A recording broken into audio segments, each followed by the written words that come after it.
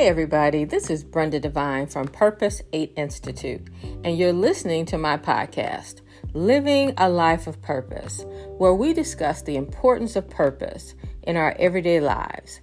Discovering and living out your purpose keeps you focused on God's purpose. That is sharing the good news of salvation with others.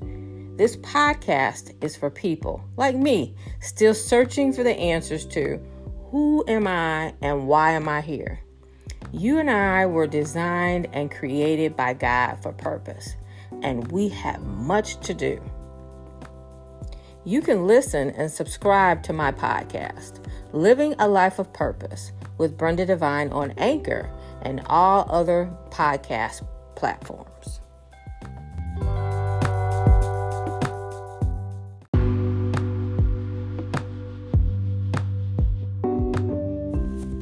Hey, this is Brenda Devine from Purpose 8 Institute. Hey, thank you for joining me for another episode of my podcast, Living a Life of Purpose. So I want to apologize in advance. I am getting over a cold, and so my voice is a little coarse. But I have a lot on me that I need to share. So today's post is fighting your purpose. So I'm going to share my experience of the past 2 years. And I've had a lot of challenges that have been, the type of challenges that play with your head, that being discriminated against, being offended, trying to make sense of evil, trying to work towards doing what God has asked me to do. And last week was my birthday, and I just wasn't feeling it. I don't usually make a big deal about my birthdays, and I really wasn't feeling it because I was, you get older. I'm getting older, and I'm thinking there's so much that I want to do. And there's this level of frustration of trying to get my project off the ground, the corner store project. And just the whole, it just seemed to be a storm of all these different variables in the last 2 or 3 weeks or so, and it left me where I was fighting my purpose. The only way I can explain it is, for me, it's being in this box that God has for me, what He wants for me to do, and I don't always want to do what God wants me to do. Many of us don't want to do what God has asked us to do.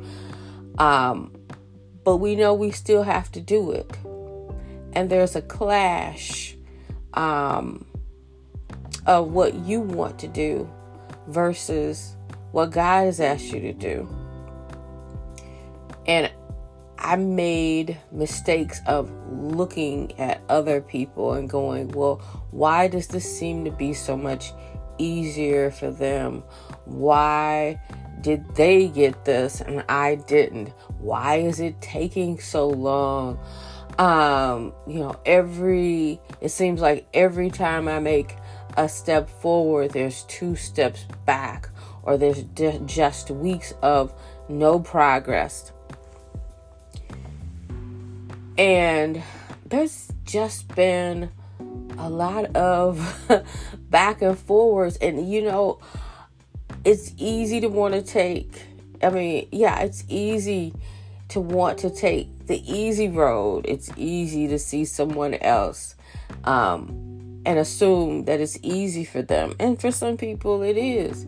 But we don't really know their struggles, just like they don't really know ours. But it's easy to assume that someone got something that you want.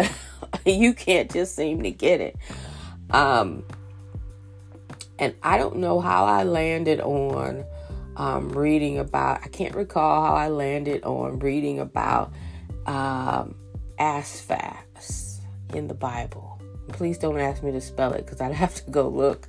But he wrote several psalms in the Bible, and King David appointed him to be a worship leader in the temple. And so he wrote songs, and he was a poet, and he was also a prophet.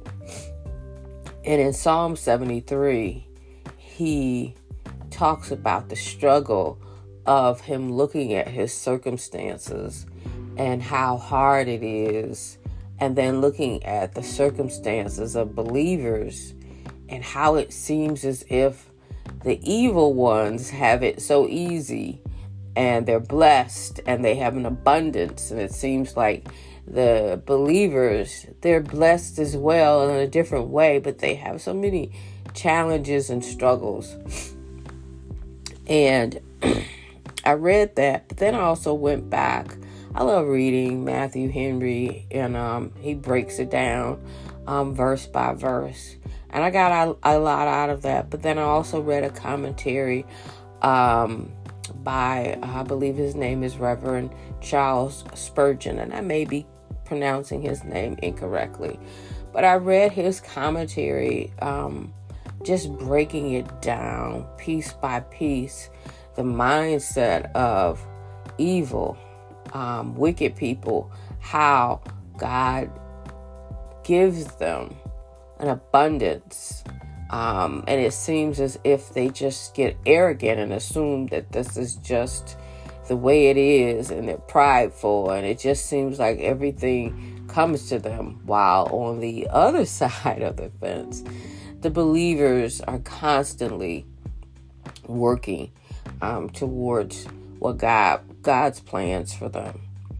And what is so beautiful about reading Psalm 73 is you get to see in detail and read in detail how the wickedness of the world is really a huge waste of their time. It will never amount to anything. There is a price to pay in not being a believer, in hurting people, in being wicked, in being greedy, and not helping people. There is a price to pay. Just as with believers, there is a reward. There is also a reward for those that are wicked and they hurt other people.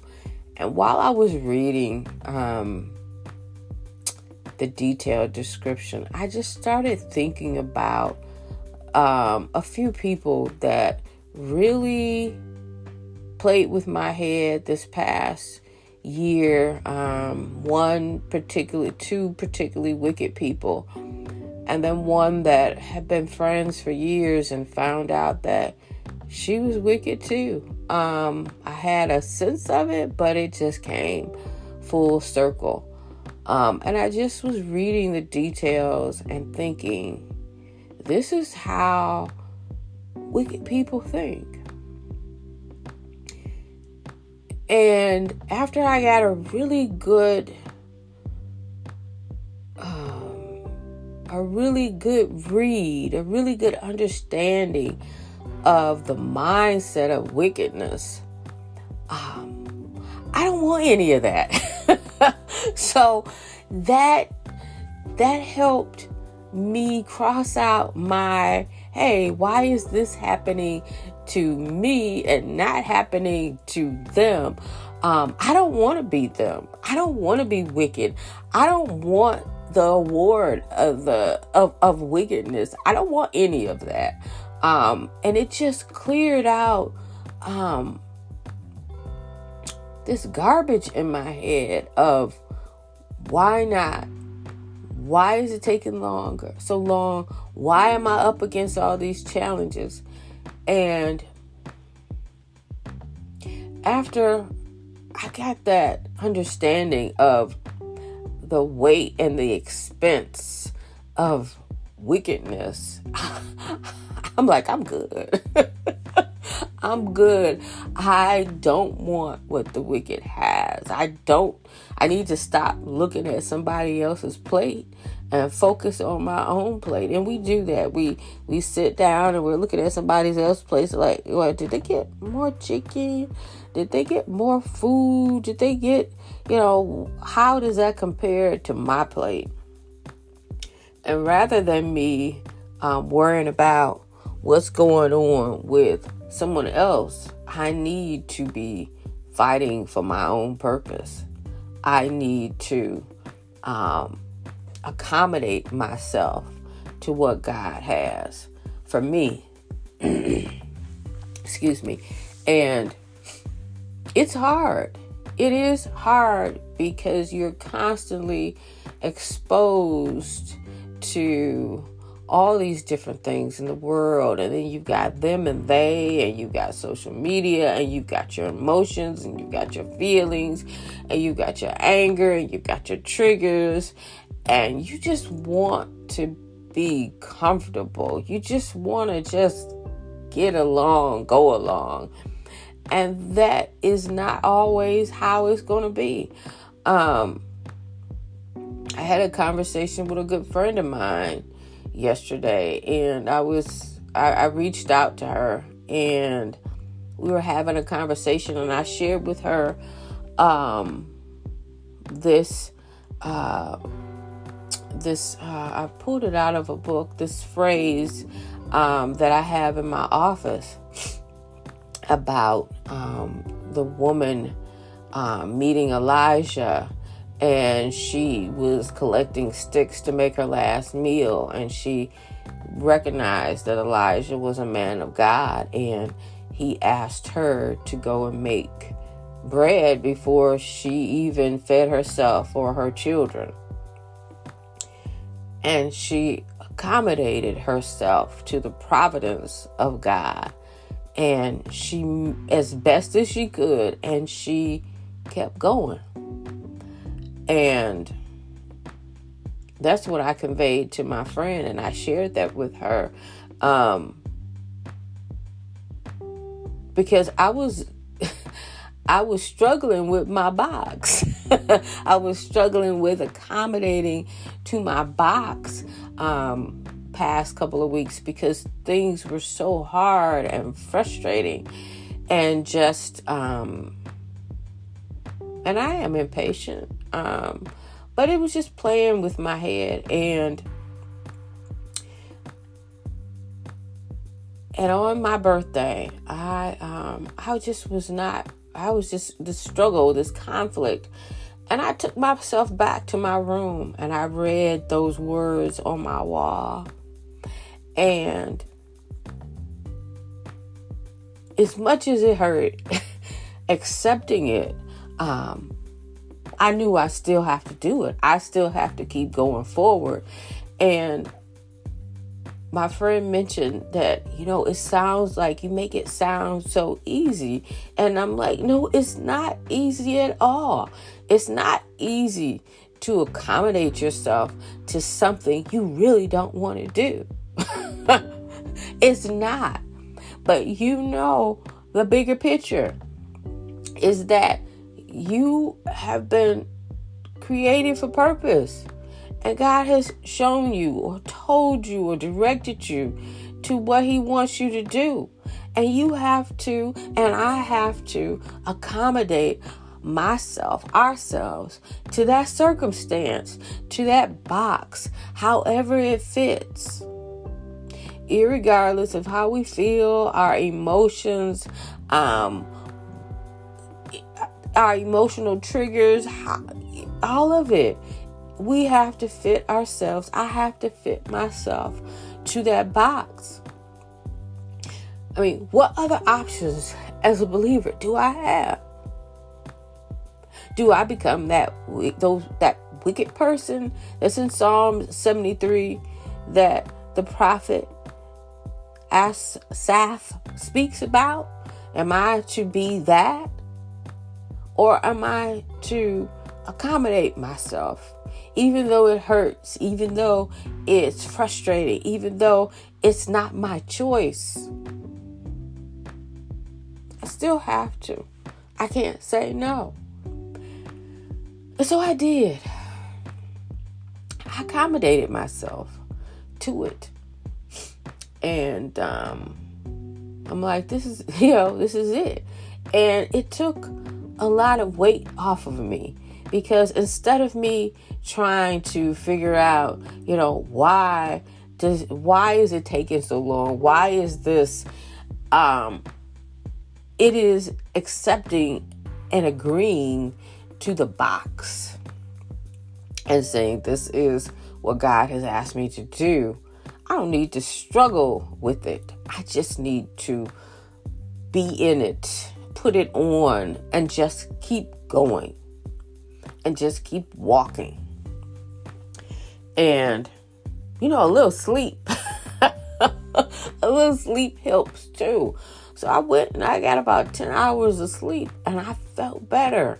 I felt better because I made a decision that I'm not going to waver. I may feel this way or that. I might have my opinions, but it doesn't matter. And I put that struggle down, and I felt better about it. And I kept going. And I think it was the next day or the day after, bam, here comes an email. Bam, here comes a call. And there is movement and motion going. But I had to go through the struggle. I had to make a decision again. Am I going to be what God has asked me to be? And this is how I make myself accountable. You have to decide on your own what mechanism, what words, what school, what your mindset, what you are going to use to make yourself accountable. For me, making myself accountable is I ask myself, am I going to be what God has called me to be? Yes or no? And I've got to choose yes. I can't choose no. I might get frustrated. I might get angry. I might be sad. It doesn't matter. I still have to be accountable.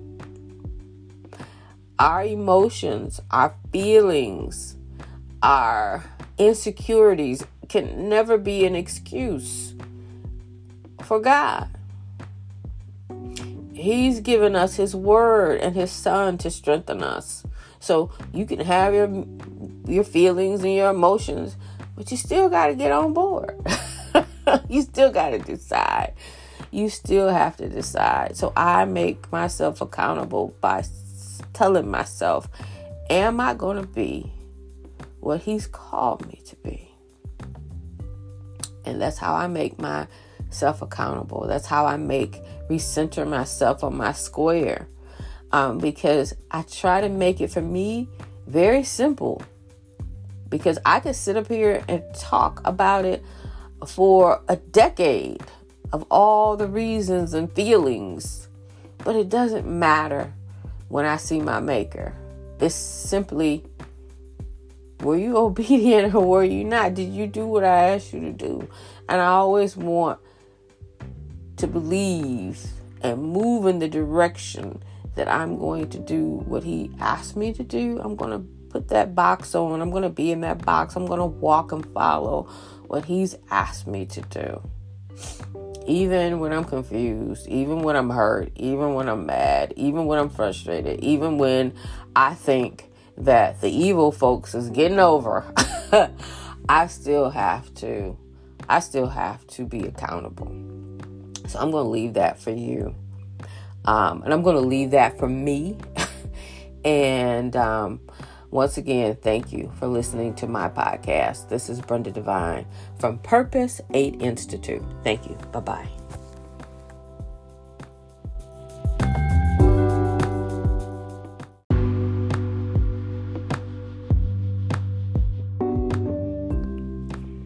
Thank you for joining me on my podcast, Living a Life of Purpose, on Anchor and all other major podcast platforms. To learn more about Purpose 8 Institute and our ministry of sharing the importance of purpose, please visit our website, www.purpose8institute.com. You can also find us on Facebook, Instagram, YouTube, and even TikTok.